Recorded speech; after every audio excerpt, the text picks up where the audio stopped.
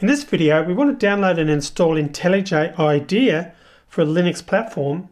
Specifically, we're going to be using Ubuntu 18.04.01. The reason for that is the LTS, the long-term support version of Ubuntu as of the time I'm recording this video. Now, what I want to do is firstly show you the two versions that are available. So I've gone to jetbrains.com. Now, you won't need to do that, and that's because the commands I'm going to be showing you are from the command line to do the installation. But I just want to show you the two versions. So I'm going to go into Tools here and click on IntelliJ IDEA. So that's the integrated development environment or editor we will be using for this course. I'll just click on yes to accept that to close the cookies declaration. I'm going to go to download again purely just to show you the various versions. So we've got two versions there. We've got an Ultimate Edition, which is a paid tool, and a Community Edition, which is a free one. In this course, the Community Edition will do everything you need, so there's no need to pay for IntelliJ unless you're doing some more professional things. You can see over here to the left, we've got JavaScript, Java Enterprise Edition, Spring, and so on and so forth. So if you need that extra functionality in the future, you can come back and grab the Ultimate Edition. You will need to pay for that, although there is a free 30-day trial. But I think the Community Edition will do everything you need to do. So let's close that page down, because I mentioned we're going to be using the command line for this. I'm going to open a terminal window, clicking on activities. I'm just going to type the first letter T, brings this up, and click on terminal.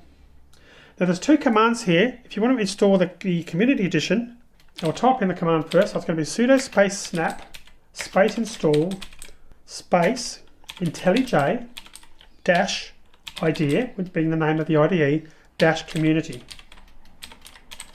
Now replace community with ultimate if you want to install the Ultimate Edition, the paid version of IntelliJ, remembering that you'll get a 30-day trial if you want to do that. But in my case, I'm going to install the free and open source Community Edition, so I'm going to leave the word community there, and then I'm going to space dash dash classic. Press enter there. I'm going to type in my password. And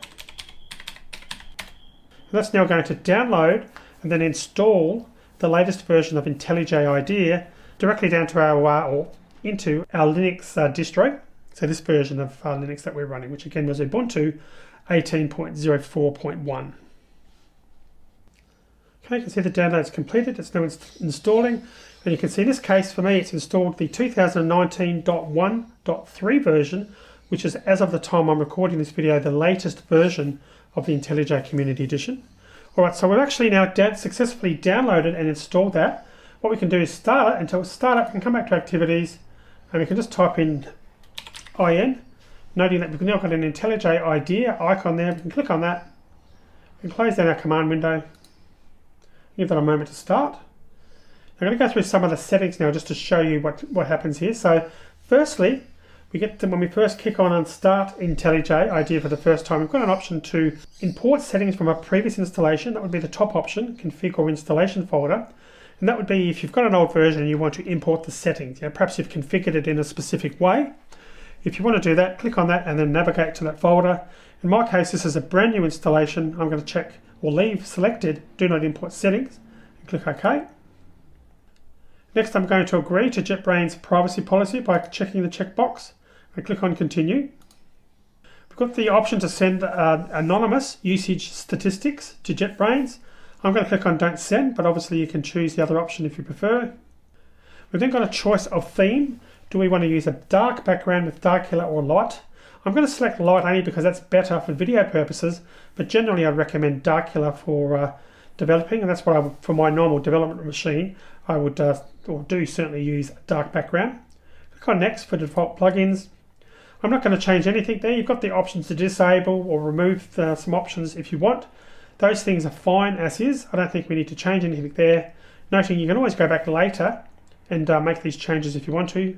I'm not going to do anything. I'm going to click on next. And I've got the option to install these three things. We won't be using them in the course, so therefore I'm not going to change anything there either. I'm going to click on start using IntelliJ IDEA. And you can see that's fired up IntelliJ IDEA. Alright, so at this point we've now successfully installed IntelliJ IDEA on our Linux platform.